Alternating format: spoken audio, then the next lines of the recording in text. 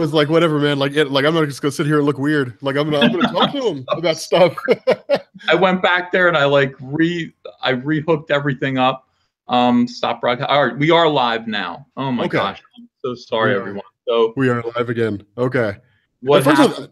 At first, I thought it was me, and I was like, "Oh no!" I thought it was you too, because I could still see myself talking, and then I realized that no, it was you were there and I was on.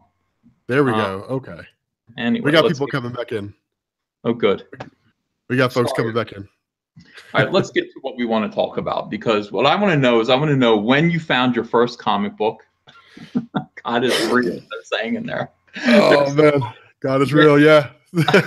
Technical struggle is real. Oh my goodness sakes! Oh, wow, dude. That was a stressful moment for me. I was very, very happy to get you on. Oh yeah. Okay, so let's talk about you in comics. How old were you? Oh, dude. 7, 8 years old, maybe a little bit older. The first comic I actually got, it was actually 2 comic books. It was, and I can never, so you've been reading comics since like John Byrne's era, right? Since like, what is it? Man of Steel? 86, 87. Yeah, 86, 87. Okay. Maybe like, I doubt you remember because of all the years you've been involved in comics. It probably all kind of runs together. There was this old Batman comic, this old Batman story. And I want to say maybe it was Jean-Paul Valley Batman, but I don't remember. And there was some like giant cat looking guy that he was facing off against that tried to like drown him in like a sewer or something like that. And that's like the only thing I remember about it. But there was that Batman comic. And then it was a comic, Sovereign 7, which was not very good. Do you remember Sovereign 7 at all? Sovereign 7 was Chris Claremont at DC. That was the big advertising thing. Chris Claremont comes to DC, does something like X-Men. Yeah, and like they even put Power Girl on the team to try to get people to buy it, and like no one cared. Like no one really even a big deal in the early 90s. She was a big deal insofar she was the closest thing we got to like an actual Supergirl. But that was during the whole era when DC was kind of like, she's kind of from Earth 2, but she's kind of not, and like she kind of has an origin that makes sense, but she kind of doesn't, and that was it. That was a crazy era. I think when she got the boob window, she became popular. And really, you can tell the popularity of these characters by how many times as an artist at a convention you are asked to draw them as commissions. And Power Girl, I mean, I draw her every single convention I go to. I have to draw Power Girl, so she's got to be pretty popular. Oh yeah, people love Power Girl, man, and we all know why. There's no question about why Power Girl's so popular. But yeah, no, it was those two, and it was kind of funny because my dad was actually a DC guy, which is kind of the irony of it all. And ironically enough, he loved Green Lantern, like that was his thing. Mm-hmm. And it was hilarious because X-Men the Animated Series is the show that brought us together on comic books, and it's the show that introduced me to comic book superheroes. And so because I was so fond and am still so fond of X-Men the Animated Series, my entrance into the comic book scene was Marvel. That's why I'm kind of like the Marvel guy, because I've been reading Marvel comics for 20 some odd years, because it all goes back to X-Men. It's only really been recently with like some of the New 52 and largely with Rebirth that I started getting into DC Comics. And it was funny because I remember my dad teaching me about Green Lantern, and I'll never forget this. He said Green Lantern's weakness was the color yellow. And I was like, well, that's the dumbest weakness I've ever heard of. So like would that mean that like Green Lantern's like arch nemesis could be like a 4-year-old with a yellow crayon and an imagination? Like, is that what that means? Like, could they take him down? It was kind of wild. He'd be susceptible to being peed on. That's what everybody used to tell me. You know what I mean?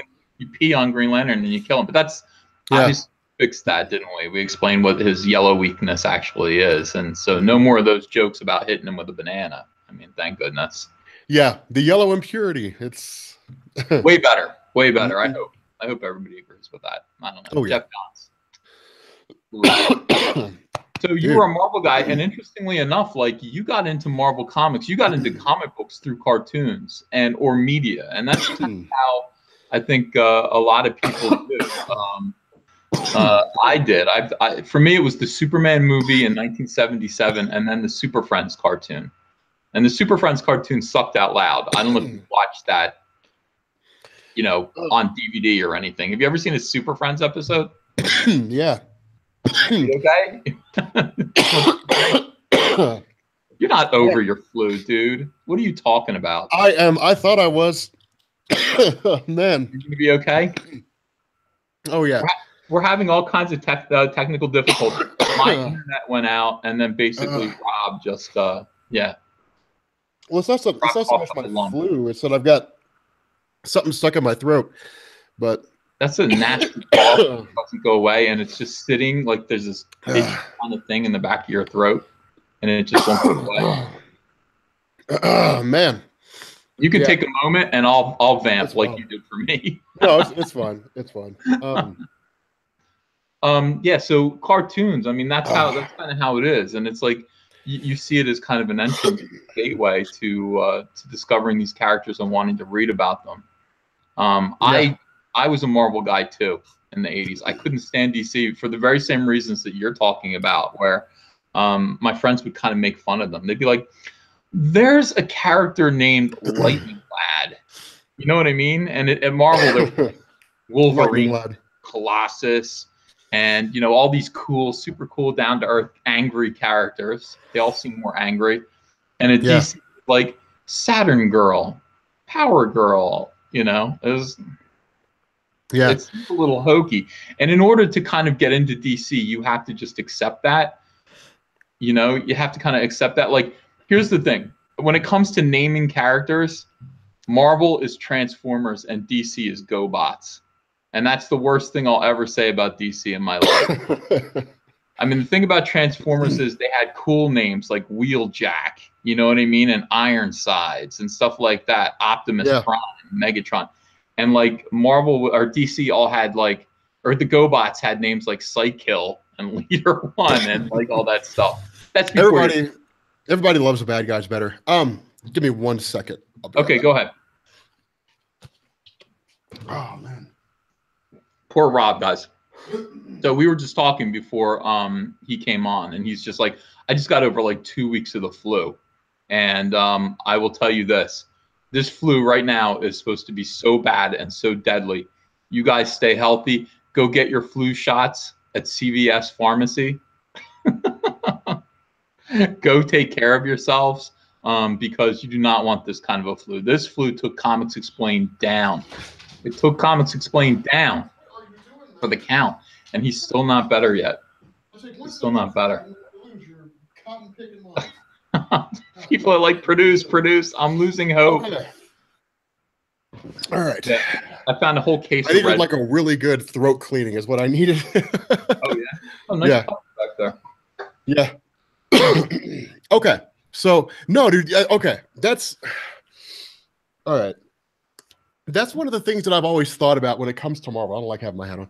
That's one of the things I've always thought about when it comes to Marvel and it comes to DC. And that's the irony, because with only ever having like recently jumped into DC, for the most part, I'm figuring out things, or I'm learning about things that people have known like all along. Mm-hmm. And so it's kind of wild to me because everybody loves the bad guys, but everybody loves the characters with the cool names. Like people are like, yeah, Snake Eyes is kind of cool, but Storm Shadow is such a cool name, you know, and it's just like that's Snake Eyes is cool too, though. Those GI Joes, most of them, Quick Kick is not a good name. Quick Kick is not a good name. But if I had to choose names, if somebody said, hey, like you have to choose between which name, okay, let's poll the audience. Everybody who's watching this right now on YouTube. All right, what's a better name? Storm Shadow or Snake Eyes? You guys have to choose.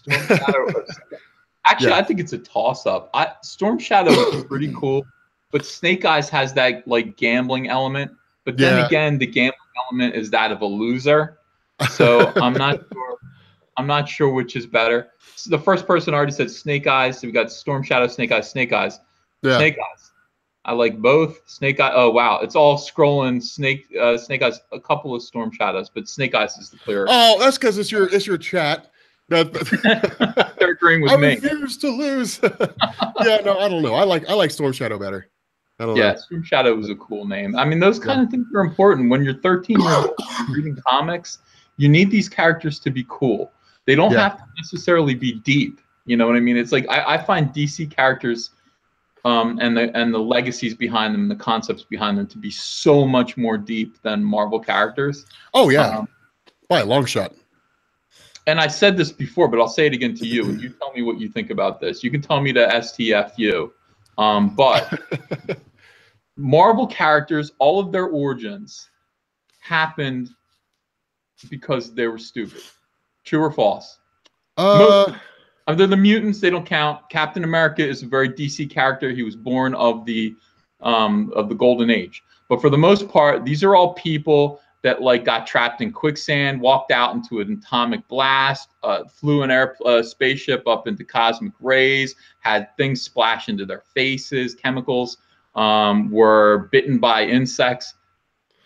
Now, I mean, to a degree, that's true. I mean, but like Carol Danvers wished for her powers. I mean, but okay. The caveat to that, though, is that when you're talking about superpowered beings, Marvel has more superpowered beings on the mutant side than they do on the non-mutant side. Yeah. So, I mean, I guess in terms of like the limited availability, you know, sure. But I mean, there's a handful. Like I can say, like, you know, the Sentry maybe. Like, he just kind of grabbed a serum and then drank it, but he was told by the doctor what the serum was, so he knew what it would do. You know, Blue Marvel. I mean, he got his powers from a antimatter generator, basically. It was kind of like an accident that went awry, but it wasn't really because of him being stupid or anything like that. But I do understand what you're saying. It's usually something like a person does something and there's an unexpected result that could have been prevented that led to them getting their powers. And like, they become the altered human superhero. Did you ever play the role-playing games in the 1980s and 90s? Like Marvel? No, I always kind of wanted to, but I never really got around to it. So they were great. I mean, they really like helped me see superheroes in a different way. They classified everyone as like mutant, altered human. You know, I can't even remember the other categories, but I mean, just altered human versus just characters that exist naturally or gods. That kind of chose their fate. Like Captain America is an altered human, and then they kind of broke down the strength classes, and you realize that Ben Grimm isn't that strong, not compared to like Silver Surfer, whose like category was like, what was it? It was like ungodly or something like that. I can't remember what the terms were that they used. Whereas Ben Grimm was just very strong or something. And so you just kind of started to think of these characters a little bit differently in terms of like, you know, their power levels and everything. That we used to play that at Boy Scout camp because I'm a nerd. Oh, dude, you're not the only one. Like, I mean, I never like I guess the closest I ever really got to like, you know, an RPG, you know, back then anyway, would be like HeroClix, which is more of a popular game now. Yeah. But I mean, I don't know. I mean, just for the sake of being able to create a compelling game, I mean, they kind of have to fudge the numbers. I mean, if you're gonna have a game like HeroClix and then you stick Galactus on the table, you know, and it's just this great big huge tall thing, and like the Hulk defeats him, okay, the powers are not to scale. But you know, I mean, it still creates a compelling game. So I don't know. I mean, I've always thought those game stats were kind of interesting, but they kind of have to be modified in order to make the game playable. Otherwise, it would be like the first person to put Silver Surfer on the board wins, unless somebody has like Thanos or Galactus, you know, and then it just gets kind of crazy. So one thing that I never hear you talk about, and probably because it was out when you were a kid, was the rise of Image Comics. And maybe you have done this. I haven't relate to it. I haven't really gotten a whole lot into it. I remember reading Wizard magazine when they were like, and because you remember this better than I do, because of course, you know, you have a few years on me, but I remember reading a Wizard magazine and I didn't exactly grasp what it meant. But I remember it was like, you know, New Kids on the Block, you know, and it's like Jim Lee and like, what is it, Alan Silvestri and like all these guys, just like Mark Silvestri, that's what it was. Yeah, that's what it was. Yeah, Mark Silvestri, those guys like bailed out and just went to go run and start Image Comics. And in hindsight, there was a noticeable difference. Like seeing Jim Lee walk away from the X-Men, for example, was kind of a big thing, because when Claremont left, you had guys like Scott Lobdell that took it up. And there was like the stories were still relatively similar. The kind of like character development that Claremont did became noticeable in terms of the fact that it wasn't really there anymore. But I mean, as you know, I mean, in the 90s, it was all about like super fast paced stories anyway. So as long as there was something going on and nobody really cared about the character. But the fact remains, like when Lee left and those guys, like in hindsight, it was a huge deal. You know, it was nuts, you know, like big time creators, artists, writers, so on and so forth, just like breaking off, walking away, you know, with like Todd McFarlane and starting their own publishing house. You know, can they actually make it happen? I think that was the big question people had.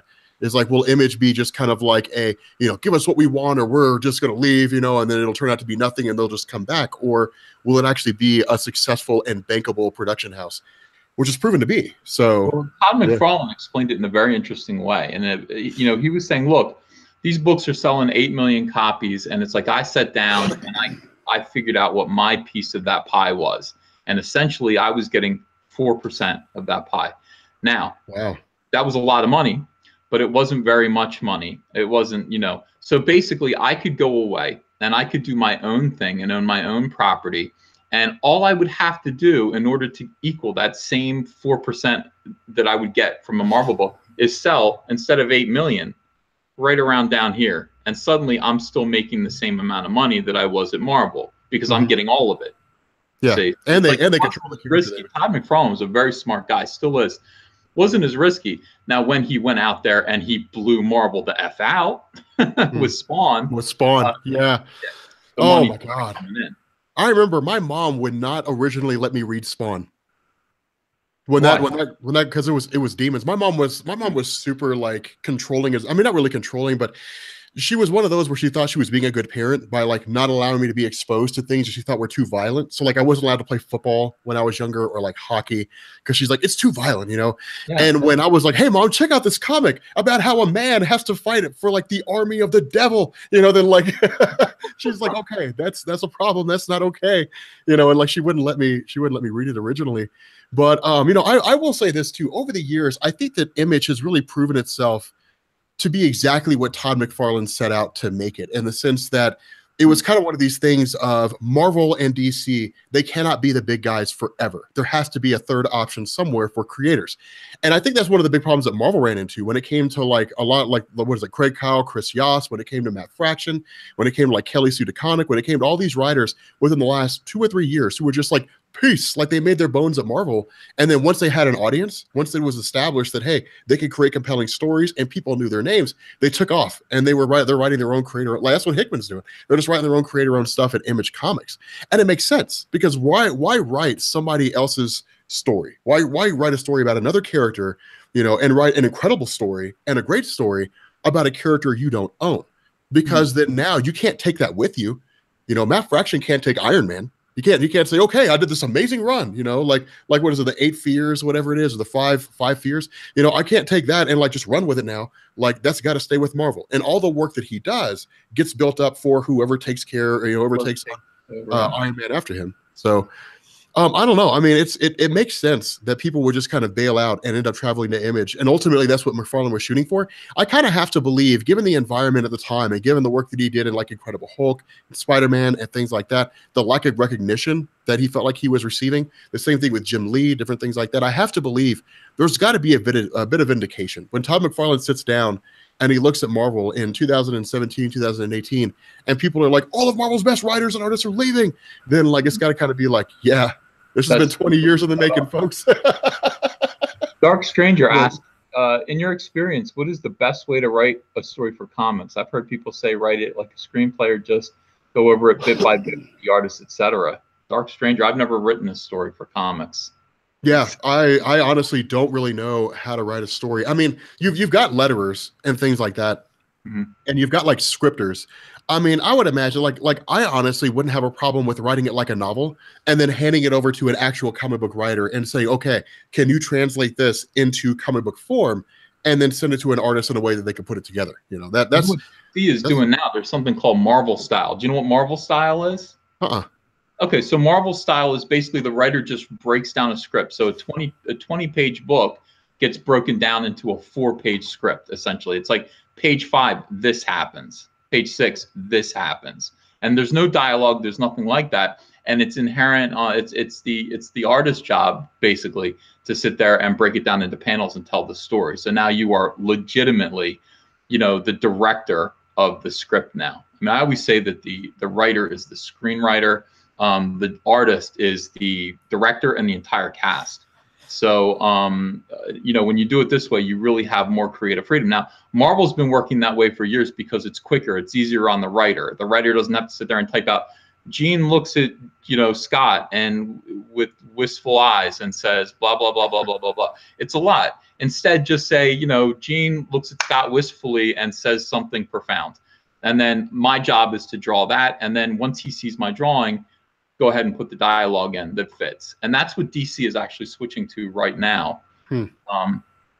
But you know, this whole thing, I mean, the Image Boys leaving Marvel and DC to go create their own things. I mean, definitely it was a lot more financially rewarding in the 90s. Now I'm not sure that it is.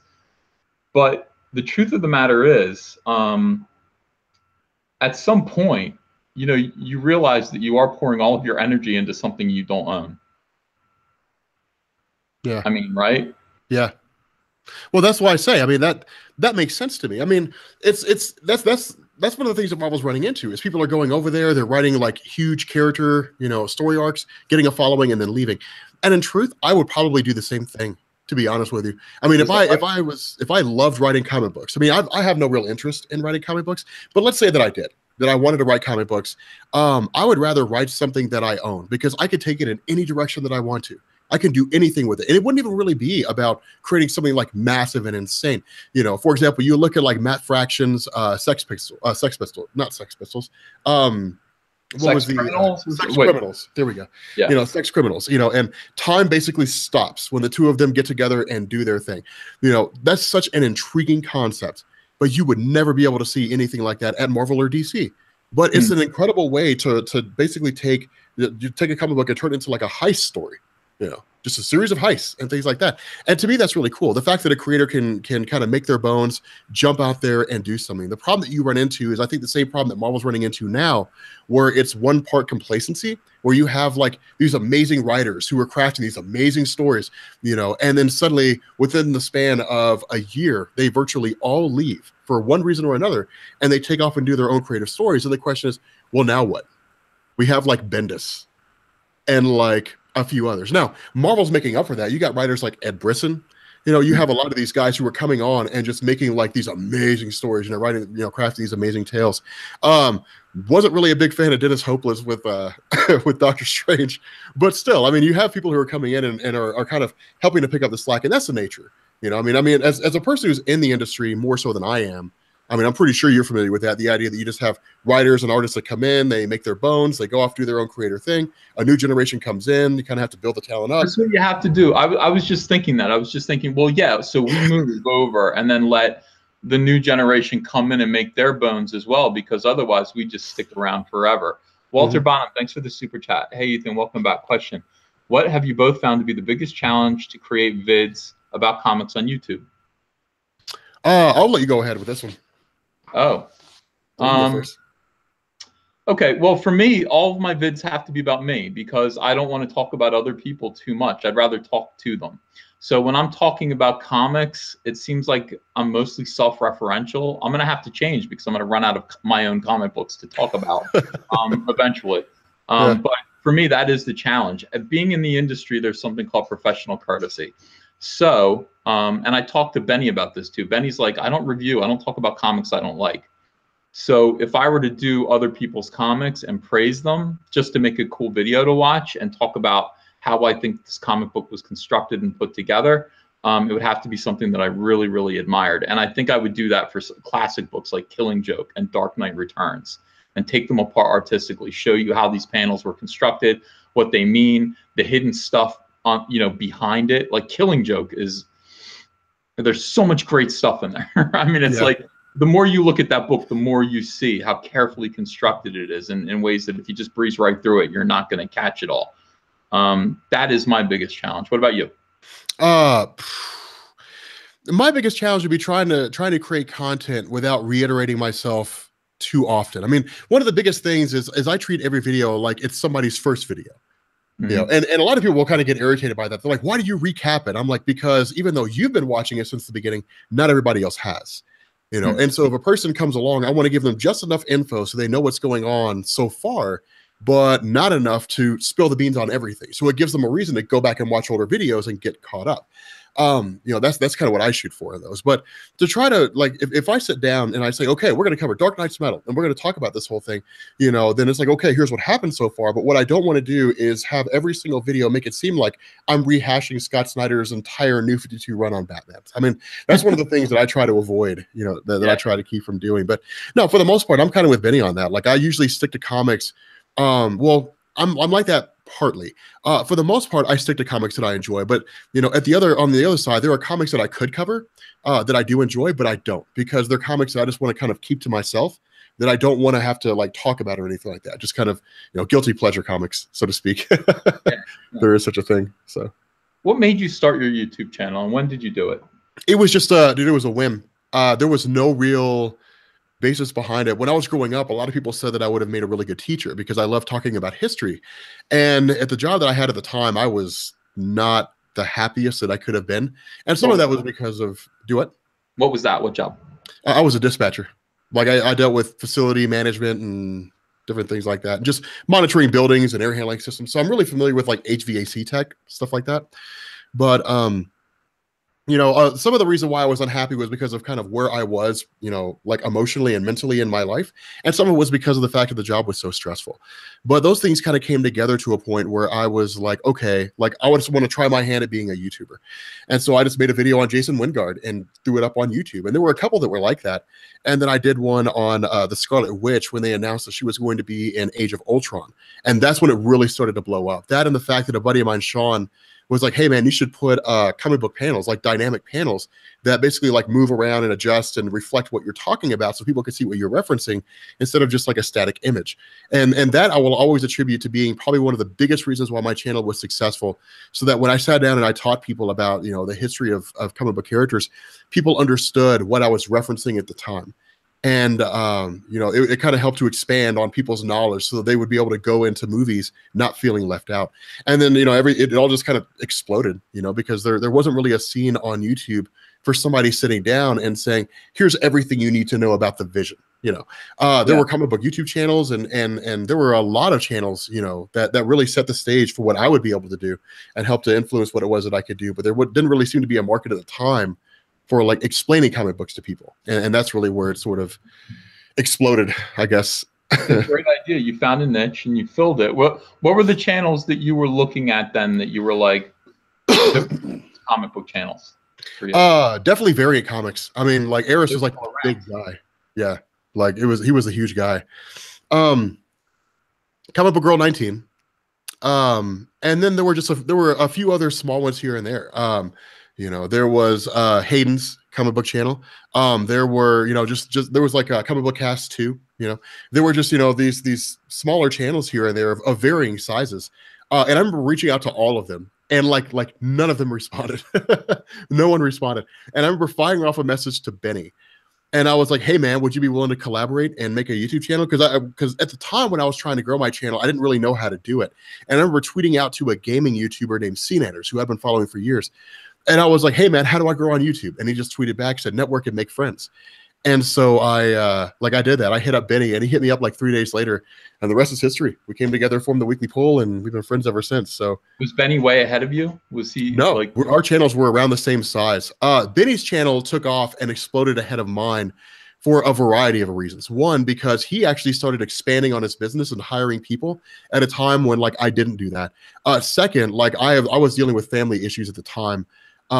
Which is that's a discussion outside the scope of this stream, but I was dealing with like family issues at the time and it kind of put me in like a pretty dark spot. And so I was at a point where I just didn't really care about my YouTube channel at all. And I was just kind of fed up with it. And then it was just, the fact that he was at the time, because of where I was creating content that wasn't really interesting or entertaining. And, he just kind of exploded past because he was just, I didn't really care what I was putting out.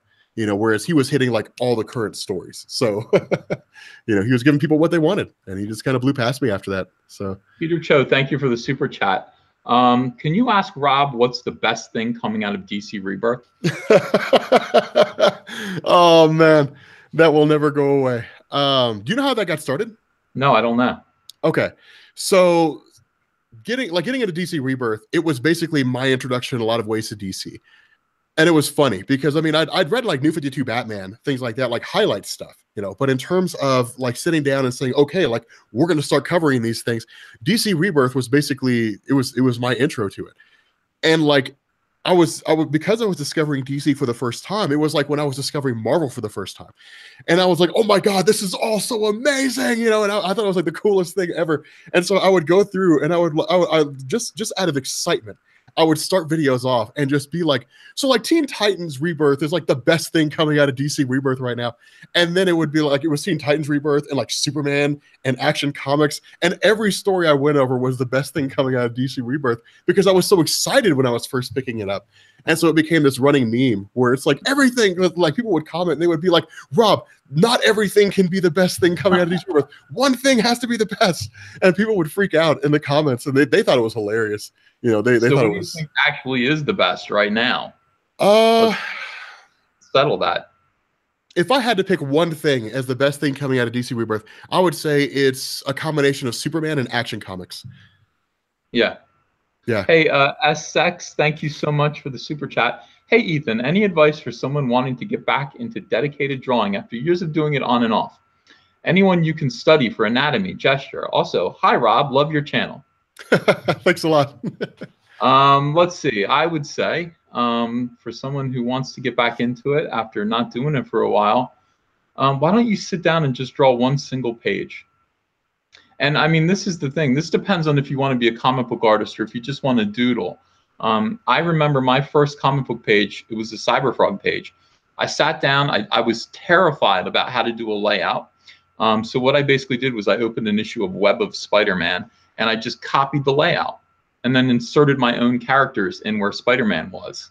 And I just went, that wasn't so hard. Now I don't think I need. Now I understand. When you actually lay tracing paper down over a page and figure out where the panels go and how it looks with everything removed, the next time just seems not so hard. People to look at for gesture, right now Greg Capullo is just from another world. I mean, he's so good. Yeah. I would also look at Gary Frank. Those are my two focus that you see right now. Oh, dude, Gary Frank, man. Let me tell you something, man. Dude, Gary Frank in Doomsday Clock. Amazing. Dude, it's like I look at that and it's just like it astonishes me that there are people out there that talented. Like, dude, and seriously, I mean, like a little bit of hero worship, man. Like going through and looking at like your Green Lantern art, it's just like Jesus, man. Dude, some of that stuff is just so incredible, Ethan. It's I thought you were going to talk about Gary Frank. I was like, yeah. No.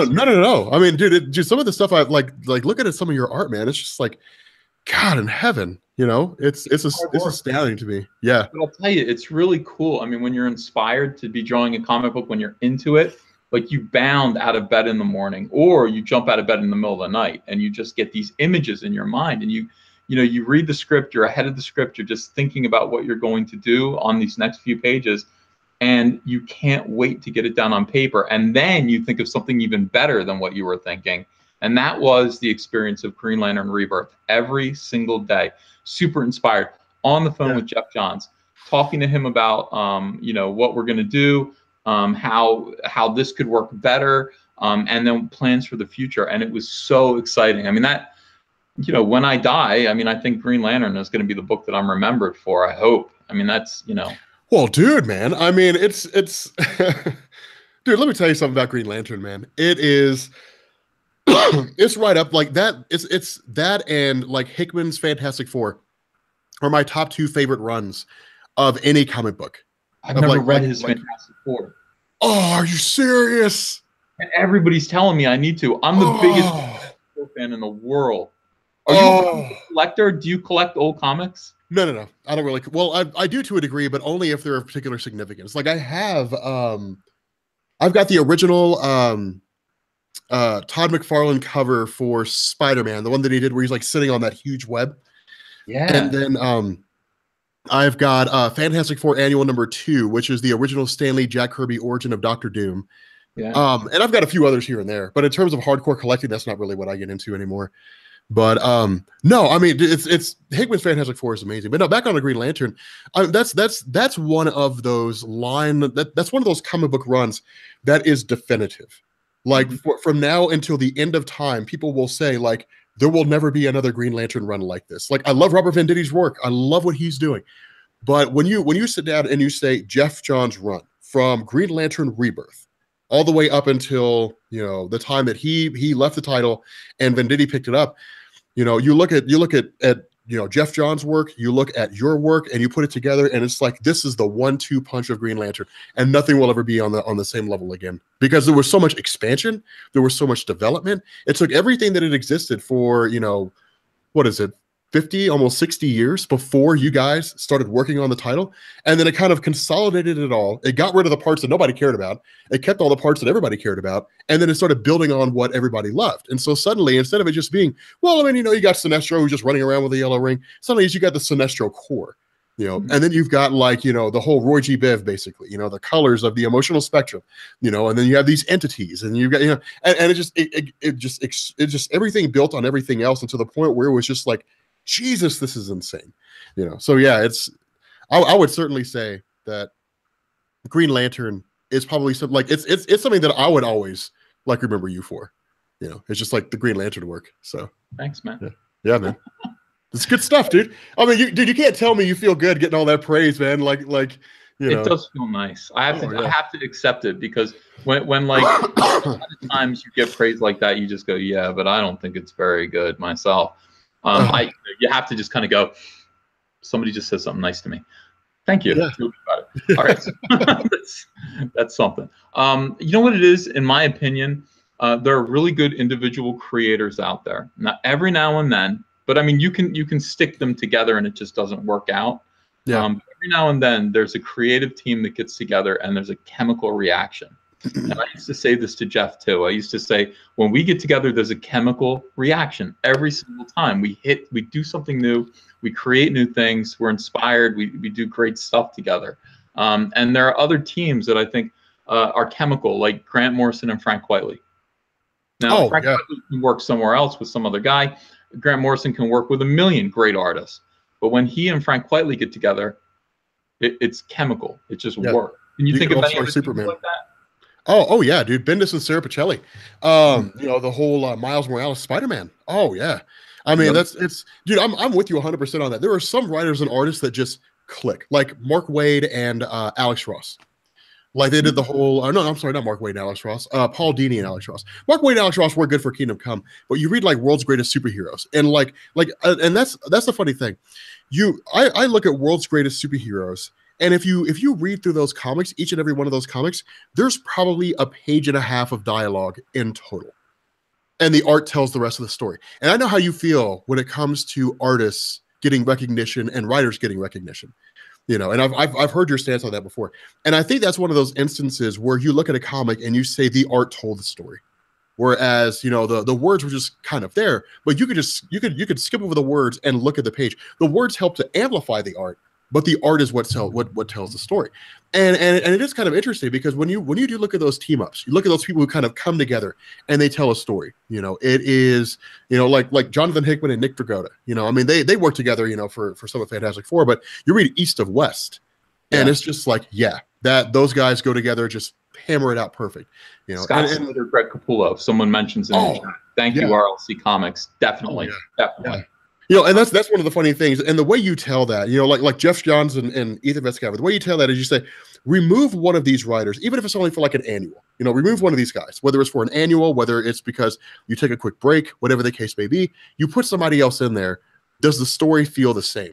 And if it doesn't, it's just not, it's just those two have a connection nobody else has. There's a component that's missing in it, you know. Exactly. I mean, listen, you know, to denigrate myself for a minute, you know, I filled in on New X-Men for Frank Whiteley, and I'll tell you something, you know, it's like that's an awkward position to be in. That's like stepping in on a marriage or something like that. I mean, Grant Morrison and Frank Whiteley should have drawn every single issue of New X-Men together. Frank Whiteley could never have done that, but he should have been able to do that.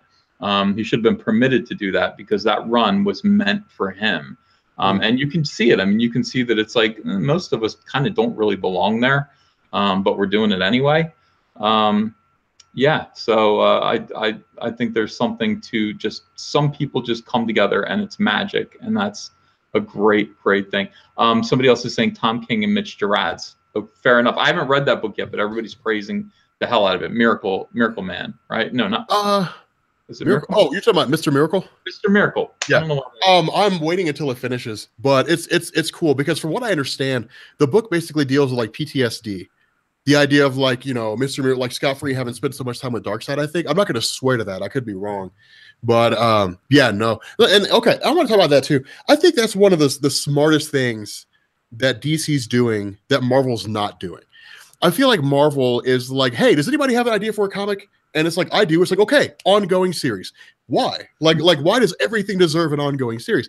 I think one of the smartest things that DC's doing is DC sits down and says, okay, so like Batman sells because it's Batman. So like anybody out there that has an idea for a Batman comic, we'll make it into a miniseries. And then suddenly you start getting things like Batman the White Knight, which is one of the greatest Batman stories ever told.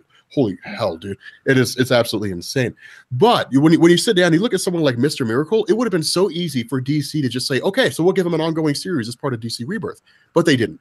With Ragman, it would have been easy. With Etrigan, it would have been easy. It would have been so easy to give these, you know, these traditionally Vertigo characters, you know, this kind of, or not really Vertigo to a degree, but kind of giving them their whole ongoing series. But instead, it's like, that's one of the mistakes we made with New 52, was there really weren't any miniseries. It was just everybody got an ongoing series. And so then you end up with things like, you know, Project OMAC that runs for 8 issues, and it explains what's going on with Maxwell Lord, and no one reads it because people are just kind of like, I mean, there's so many ongoing series here, I don't know what to keep track of, and people just kind of pick and choose what they want. And so now you've got DC, which is publishing 35, 36, 37 comics, and you've got Marvel that's publishing almost 60 because everything's got an ongoing series. I mean, I would scale down, to be honest. I would just be like, okay, so like all these books are canceled and they're all going to be turned into miniseries or maxi series. And that's really going to be it. But I think that's such a smart move on behalf of DC because it gives you the characters that you want, but it doesn't overdo it. It says, here you go. All the Mr. Miracle fans, you get a Mr. Miracle book. It's going to be 6 issues long or 12 issues long or whatever it is, but you'll get a Mr. Miracle book, you know? So is that what you would do? What would you do? Fix Marvel right now. Right this second. Well, I don't think there's that many things that need to be fixed. I mean, like the stories they're doing, I think are fine. I think there's just too many of them. America Chavez, like the story's okay for what it is, but the problem is that there's so many elements that focus on like the young kid. Like there's so many books that Marvel writes where it kind of comes off as like the pretty white kids with problems kind of thing. You know, like, oh man, I've got all these struggles and these issues. Like people give me a hard time on Twitter and my Snapchat's not blowing up like I wanted to, you know, and it's different things like that. Like America Chavez originally was a multiverse hopping character. That was the whole basis behind her. When she originally appeared, she was a character that just hopped across the multiverse. Originally, I think it was to find like her mom's killer, to find her mom or something along those lines. But that's what I would do. I would literally use her to explore the multiverse and just be like, she's just gonna hop across and just whenever she's not with the Ultimates, she's just gonna go explore the explore the multiverse, different things like that. Iron Man, I wouldn't change. It's kind of weird right now what they're doing with like Infamous Iron Man and International Iron Man, Infamous Iron Man and Invincible Iron Man, by kind of telling 2 different stories in the same book, sort of. I don't know. I think Bendis leaving really kind of screwed Marvel. I think I think to a degree they hit the panic button, and they're kind of like, all right, we're not really sure where to go from here. In truth, yeah, I would just scale down on books. I mean, there were some books that I wouldn't want to see canceled that would probably need to be canceled. Like I would get rid of Venom, for example. Like I would cut Venom loose. Popular though.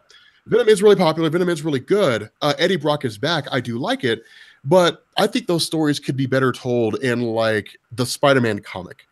I think Venom's one of those characters where, you know, I think you had like small successes, like, you know, Agent Venom with Flash Thompson, which was great, but that was just like 1 in a million, you know, just a great short story that dealt with kind of revitalizing the Venom symbiote. But then, you know, once that whole situation is done, the question is, well, where do we go from here? Well, then you just give it to a guy named Lee Price who makes the Venom into a bad guy again, you know. And so that's kind of the problem that Marvel's running into at the moment. Is we had Agent Venom, which was a story that people loved, and it rightfully so because it was fantastic. And now where do we go with Agent Venom? What like do we keep the Venom symbiote being good? Do we make it back into a bad guy? Where do we go with this from here? And that's why I say I wouldn't necessarily have given Venom his ongoing series. I would have just had Venom roll back into the Spider-Man title where he would just appear every so often. I think doing things like giving Carnage his own solo series for a while wasn't necessarily the best idea. I think that Infamous Iron Man should have been just a maxi series. It should have just been 12 issues, you know, like International Iron Man was more or less kind of like a mini/maxi series, and left it there. and do what they're doing now and just kind of roll it in. I mean, there are several issues, like things like Old Man Logan, for example. I think that as an ongoing series is fine. I think the biggest problem that Marvel's going to face is when it comes to a head with classic Wolverine being back, because that's the question everybody's going to have. If you have classic Wolverine and you have Old Man Logan, which one are you going to pick? Because we know, because, you know, with Sam Wilson, Captain America, people don't want two Captain Americas, people only want one. And so if people only want one Wolverine, which one's the actual Wolverine? Well, I would say right now, because of the reception of Jeff Lemire's run from Old Man Logan, because of the fact that it was so well done, because Andrea Sorrentino's art really kind of helped to blow it up and make it wildly interesting, where people look to classic Wolverine and say, yeah, man, I love classic Wolverine because it was crazy, violent, so on and so forth. I think a lot of those classic Wolverine fans were won over by Jeff Lemire's work with Old Man Logan. And so if the question is, can you only have one, which one do you pick? I think it would actually be a tough choice for a lot of fans. I personally would pick Old Man Logan over classic Wolverine. I love Old Man Logan. Old Man Logan, but Benjamin Button. So, I guess he ages to the point where he's just a little baby. He ages down. But it would take 50 years of storytelling. Yeah. Now we'll fix it along the way. Here's the thing about Venom. Venom is, and this is the way my mind works, not unlike the Green Lantern ring or any of these Lantern rings. The Venom symbiote is what I call an applied power. Okay, so basically anybody can have it. You can share it. You can do jam characters, with a character like Venom. What's another one that's like that? Ghost Rider. It's a power application. Yeah. These are all things that, if you want to just have fun with the fans, and let's face it, comics should be more fun. Start doing mashups of these characters. And I know Marvel is starting to get into that a little bit. I have seen them do it. But my thing that I wanted to do over there was I wanted to give everybody, I wanted to do a story where like all these wonderful angels come down to earth, these beings of white purity and just glory, and they just start killing everybody. It's like, this is God. City, what? Dude, you're leading me on with like, I want Santa Claus to bring presents to the children. But you think it's a good thing. They're like bombs and grenades. So what's the answer? Like, how do you stop angels, superpowered angels with devils? I mean, essentially, I would just like Mephisto or Satan to grant the Avengers and the X-Men and the Fantastic Four the powers of Johnny Blaze, Ghost Rider. All of them become Ghost Riderized, okay? Picture Ben Grimm with like blackened rocks with lava spilling out in between the cracks, eyes blank. Wolverine, the flaming skeleton with like claws, dude, flaming claws, man, flaming claws. Oh, dude, that'd be so beast. Skeletonized Spider-Man, like shooting flaming like chains, like out of. It would be so incredibly badass, and it's something that you can do for a 4-part miniseries, and then be out of there. Super entertaining, super cool. Make some action figures, get it out of here, and then move on to the next thing. That's the whole thing, that when we were doing the emotional spectrum, it was like, these are all power applications that can be placed on every single character in the DC universe, and then at conventions and fantasy drawings, the Marvel characters. And this is why this is a good idea, because it's going to drive kids' imaginations crazy. Yeah. You need to get back to that in comics. It's like there's no end to the things that you could do with Venom. There's no end. I mean, yeah, well, that's one of the things, because I was thinking about that, and I think that one of the problems Marvel's kind of facing at the moment is, in an effort to kind of capture the legacy, they're capturing ideologies, or not really ideology, they're capturing eras in time. So like, imagine Convergence from DC. And that's kind of what this is. Like, we have X-Men Gold and X-Men Blue. It's like, but why though? X-Men Gold and X-Men Blue was a byproduct of the fact that the X-Men were at an all-time high in the early 90s. And the original X-Men team became X-Factor under, Louise Simonson and Walter Simonson. They wrote them for however many years, 5, 6, 7 years, until, they brought them back to the original X-Men team. And then they made X-Factor a government-sanctioned team with Valerie Cooper. I mean, to me, the idea was, to at least in my mind, have a single unified X-Men team. You know, say take for example the Sam Wilson Captain America thing. There were people who were freaking out and they're like, "Oh, Sam Wilson can't be Captain America." Whatever. Like, I would have taken Captain America Sam Wilson, and I would have taken Captain America Steve Rogers, and I would have put them both in charge of Avengers teams, and I would have brought back new Avengers. And so you have Captain America running the Avengers team, and you have Sam Wilson running new Avengers. You know, the other thing that I would do too is I would bring back Anthology series. Just because I wouldn't necessarily give a character an ongoing series doesn't mean they shouldn't have any publications whatsoever. Like, if I look at somebody like Miss Marvel, Kamala Khan, you know, she still sells pretty well. She does pretty awesome. But Captain Marvel Carol Danvers is not selling very well. And that's because a lot of people look at the way her character was done in Civil War II and they say, "I'm done. Don't care." Now, once the movie comes out, I'm sure the character will kind of experience a resurgence of sorts, and things will begin to kind of clear up. But I would bring like Marvel Premiere, Marvel, what is it? Well, they already have Marvel 2-in-1, but like Marvel Premiere, Marvel Presents, you know, like I would bring back those anthology series, and I would just go back to the days where you just have like four stories in a single comic, you know, and you would have this whole thing with like, you know, champions, and you would have like, well, not really, maybe Cable, I don't know, but I would go through and I would just kind of pick the ones that are kind of like, you know, low hanging fruit basically, and say, look, you know, these guys are going to get, you know, 10-page stories, and that's really going to be it. And that's how you, one, keep those characters relevant in the eyes of fans. Two, you give fans variety in a single comic book. So even if you hike up the price and you say it's $5, it's a $5 well spent because they get 4 stories, you know, out of that $5.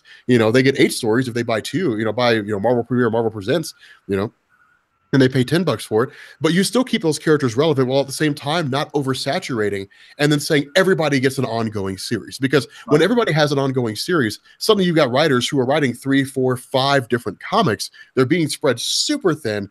Something has to give somewhere because not everybody's Bendis, you know, and that means that like some stories are going to start sacrificing. And if some stories have to start sacrificing, then which stories are they going to be in? What if there's stories that are amazing?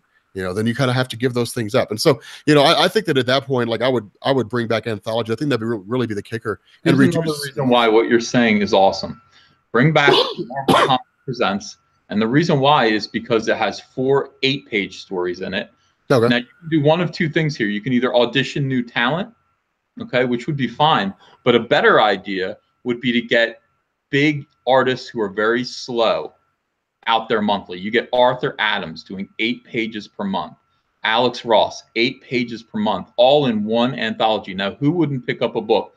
Brian Boland, you know, who are these guys who I love, who are very, very slow, who can't do very much output? Kevin Nolan, and then you just say, just do eight pages a month for a year. You know what I mean? Tell your story, and then, you know, you'll be cool. A lot of people can't do 22 pages in a month. It's a lot of work. It doesn't seem like it, but it's a lot of work. But almost everyone can do 8. Adam, oh my God, get Adam Hughes in there. I would buy that. Everyone would buy that book. Oh, we got a super chat here. Walter Bonham says, "Do you think One More Day and Marvel's overconfidence was the start of their downfall?" No. I mean, if you had to say like a downfall, I think it was just a combination of different things. Spider-Man One More Day was, I mean, that was in the mid 2000s. Marvel was fine. I mean, they had another 5 or 6 years of just great stories. That was just kind of an attempt by Joe Quesada to sort of reconcile the character of Peter and maintain longevity. So I wouldn't really say it was like a failure. You know, I mean, if you want to talk about Spider-Man failures, look at Clone Saga. Like, that was bad. Was it really? I never read that. What was wrong with it? The biggest problem with Clone Saga is it was an attempt by Marvel to basically get rid of Peter Parker. Originally, it was supposed to be like, hey, we got to get rid of Peter Parker, replace him with somebody else. And so they brought back Ben Reilly, and they introduced the character of Kane. And it was supposed to be pretty short. If I remember correctly, it was supposed to be like a month's long event, you know, 6 months or something like that. It turned out to be 3 years. And it was just this great, big, huge, massive, unruly thing. So that by the time it was all said and done, it was like 300 issues long or something crazy. Wow. And they ended up keeping Peter anyway. And then there was one point where it was like, Peter's a clone. It's like, well, Peter's not a clone. Actually, Ben Reilly's a clone and Kane's a clone. Well, maybe Ben Reilly's not the actual clone and maybe Peter is a clone the whole time. And it was nonsense and just kind of messing things around and kind of screwing things up. But no, I think in truth, it was just kind of a lack of... I don't know. I kind of think Joe Quesada leaving as editor-in-chief is kind of what led to the current state of Marvel. I mean, like I said, I wouldn't really call it a downfall, but it was because you remember, like Joe Quesada, like I don't know how many guys out there And you could correct me if I'm wrong on this, Ethan. I don't know how many of you guys out there are familiar with this, but like Joe Quesada was brought in to basically kind of like save Marvel after the comic bust of the 1990s. Like Joe Quesada, Jimmy Palmiotti, like they had event publications. Marvel was just kind of like outsourcing characters like Daredevil and Black Panther and titles that weren't necessarily high selling. They outsourced them all to Event Comics, which basically gave us Marvel Knights.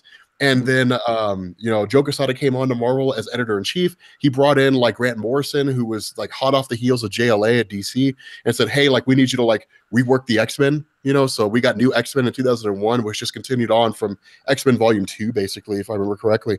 But the whole idea for Quesada was we have to like reinvigorate Marvel Comics. We have to kind of get Marvel back to its roots, kind of what you're seeing now with regards to Marvel Legacy. The difference is that there was a lot more planning behind it. And so it was, okay, like there's way too many mutants. We got to reduce the mutant population. So we got House of M. The Avengers aren't so interesting anymore. We have to basically reshuffle the Avengers. So we got Avengers disassembled, and then eventually we got new Avengers. So, I mean, the whole idea was to kind of rework the whole landscape of Marvel Comics and try to, you know, basically consolidate and streamline things. And it worked. I mean, for like 10 years, we had like these amazing stories that came out of Marvel Comics: House of M, Civil War, Secret Invasion, Dark Reign, the whole Dark Reign imprint going into the Heroic Age. We had like some amazing stories, you know, that came out. The whole 10-year X-Men run was fantastic. You know, Nation X and the Crochet and so on and so forth. So, I mean, there were a lot of great things that were going on in Marvel at the time under Joe Quesada.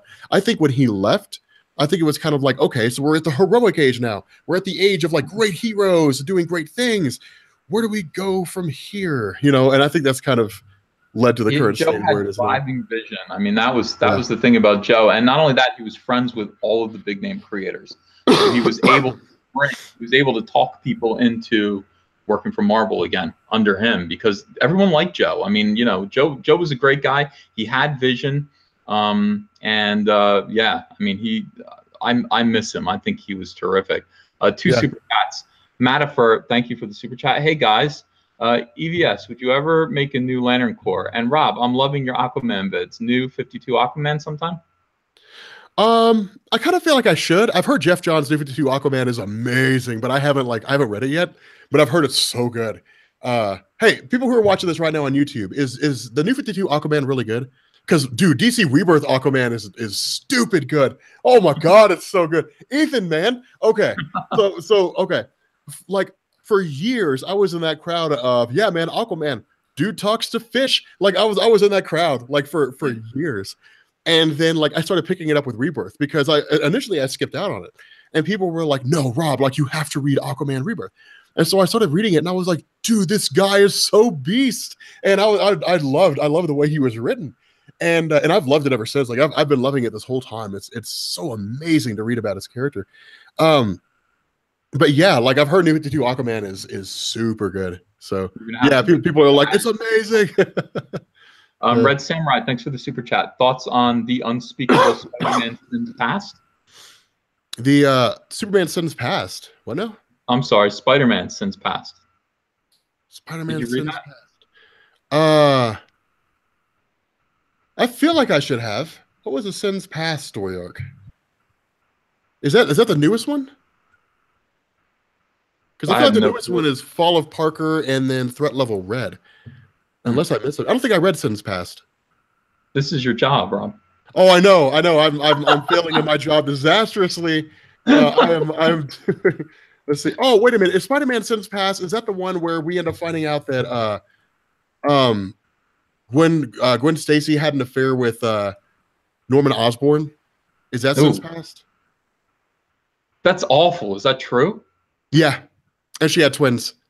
Yeah. Oh my God. Yeah. That's that whole, like, that's the part of Quesada's legacy that we didn't talk about. That's the part of Quesada's legacy that people are just like, this is why I hate Joe Quesada. Like that is hateful. That is not cool. But I mean, it sells books, I guess.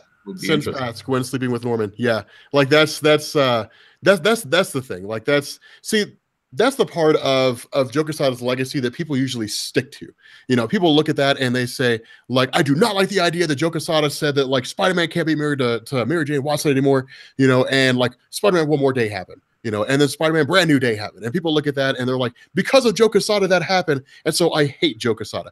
And I guess that kind of makes sense if you're that into Spider-Man, if you're that hardcore about Spider-Man. I think kind of looking at everything Joe Quesada did for that 10-year window, looking at it in its entirety for what it is, I think there's a lot more good than there is bad that came out of him being editor-in-chief. Marvel was on the verge. I tell people that before Joe Quesada came on, and I am not kidding about this, because I was in the industry, I was in New York, and everybody was talking about it.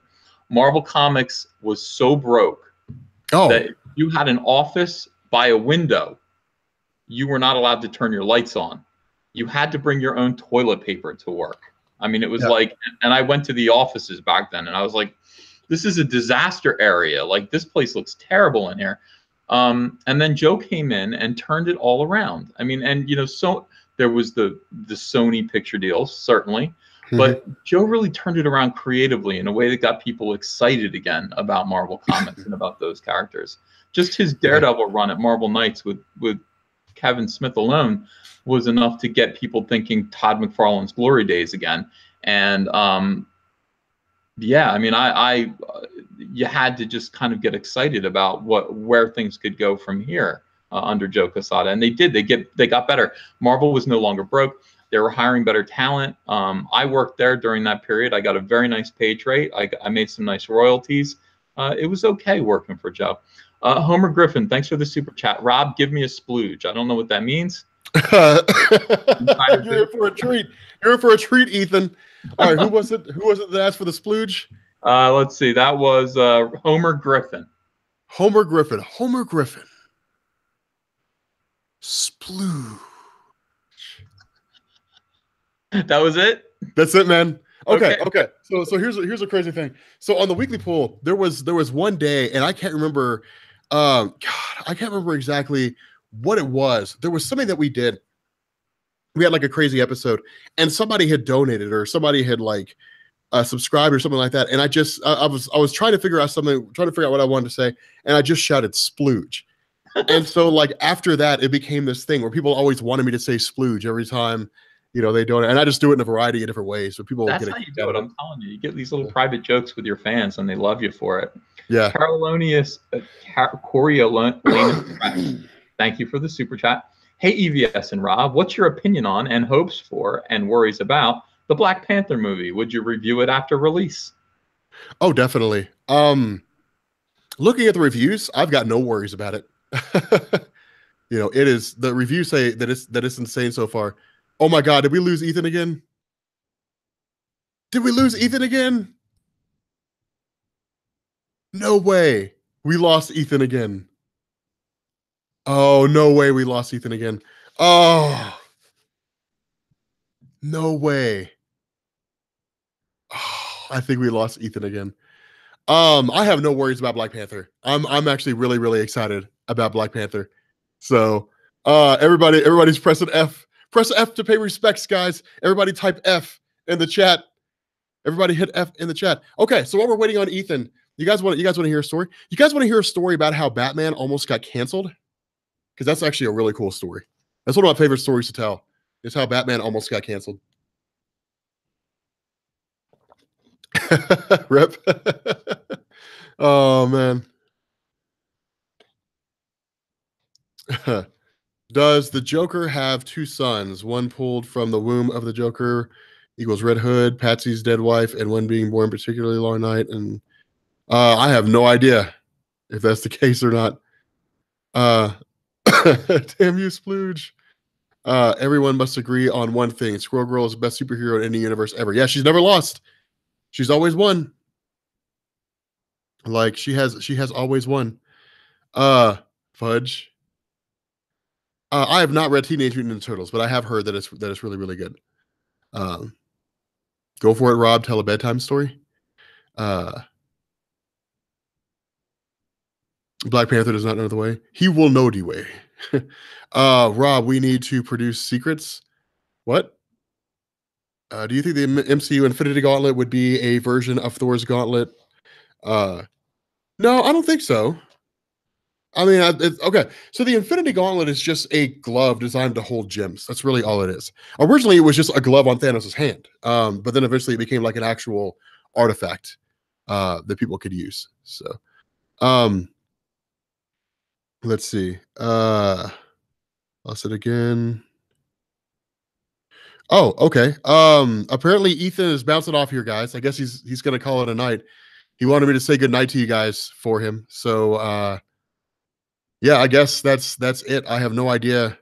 Like, I assume he's the one that has to end it. So yeah, I guess Ethan says good night, guys. I guess this is the episode with me. This is the end of it all.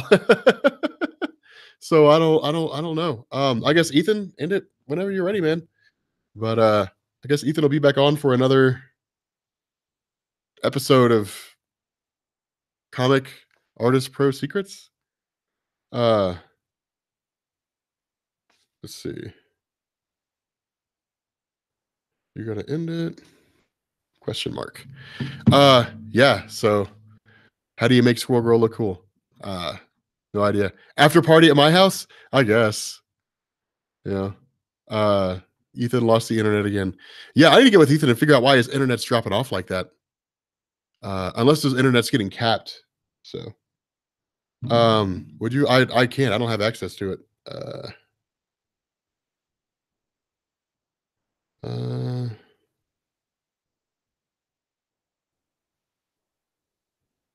I don't have access to your stream, Ethan.